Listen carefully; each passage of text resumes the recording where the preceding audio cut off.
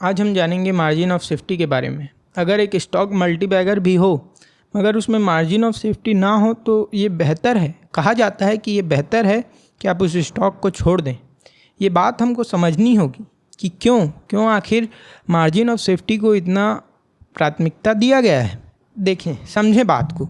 अगर किसी स्टॉक में ये पॉसिबिलिटी तो है कि वो 100 गुना का मल्टीबैगर होगा मगर उसके चांस सिर्फ 10% है, 20% है, 1% है और उसमें डाउन साइड का रिस्क बहुत ज़्यादा है, 70%, 90%, तो फिर वो एक स्टॉक नहीं हुआ, वो इन्वेस्टिंग नहीं हुई, वो गैम्बल हो गया। इससे बढ़िया तो आप लॉटरी ले लें, इससे बढ़िया तो आप ऑप्शन ले लें और सो जाएं, जीरो हीरो खेलें, क्योंकि मैथ्स इसको हाँ नहीं कहता। यही बात इंटेलिजेंट इन्वेस्टर में भी लिखी है और यही मेन बात है, कहते हैं उस बुक की, मार्जिन ऑफ सेफ्टी। जो 100 in 1 का चांस होता है, 10 रुपये लगा कर 1 करोड़ कमाने वाला जो चांस होता है, वो तो एक नॉर्मल जुए में भी होता है। तो अगर कोई आपको ऐसा मल्टीबैगर भी मिल रहा है, कोई ऐसा स्टॉक भी मिल रहा है जिसमें वो हो रहा है, तो उससे क्या वो स्टॉक एक अच्छा स्टॉक हो जाता है? नहीं होता है।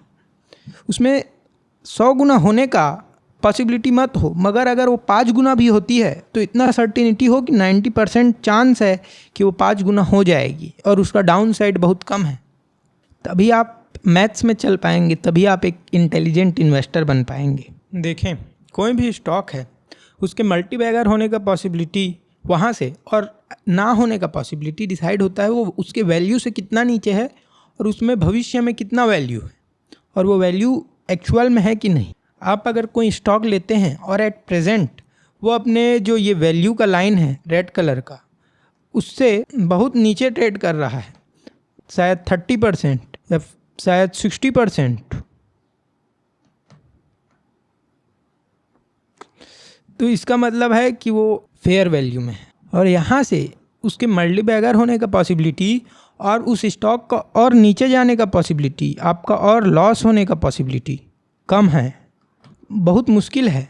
मगर वो स्टॉक जस्टिफाई करता है 20 का पी और वो ट्रेड कर रहा है 100 के पी में ऑलरेडी, और आप सोच रहे हैं कि वो यहाँ से और 5 गुना हो जाएगा क्योंकि उसमें ग्रोथ है, फ्यूचर में तो वैल्यू है, मगर वो इतना ऊपर ट्रेड कर रहा है अपने वैल्यूएशन से 500%। तो क्या वो यहाँ से और अच्छा एक मल्टीबैगर होगा?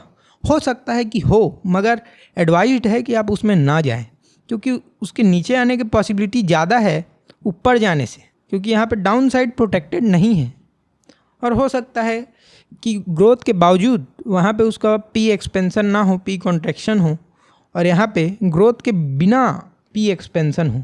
तो इसलिए जो लाइन ऑफ कंट्रोल वाली, लाइन ऑफ वैल्यू वाला जो होता है कोई भी स्टॉक का, जो बेस वैल्यू होता है, जो फेयर वैल्यू होता है, जो इंटरेस्टिक वैल्यू होता है, उससे अगर कोई स्टॉक नीचे है तो एक अच्छा डील होता है, उसमें मार्जिन ऑफ सेफ्टी होती है।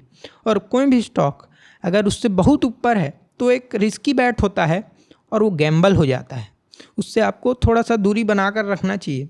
ज़रूरी नहीं है कि ख़राब ही हो, मगर एक एडवाइस की दूरी कि सचेत हो जाओ, यहाँ पे ख़तरा है, वो होना चाहिए। इसी से वो एक ग्रेट स्टॉक बनता है, ना कि सिर्फ एक मल्टीबैगर बनता है।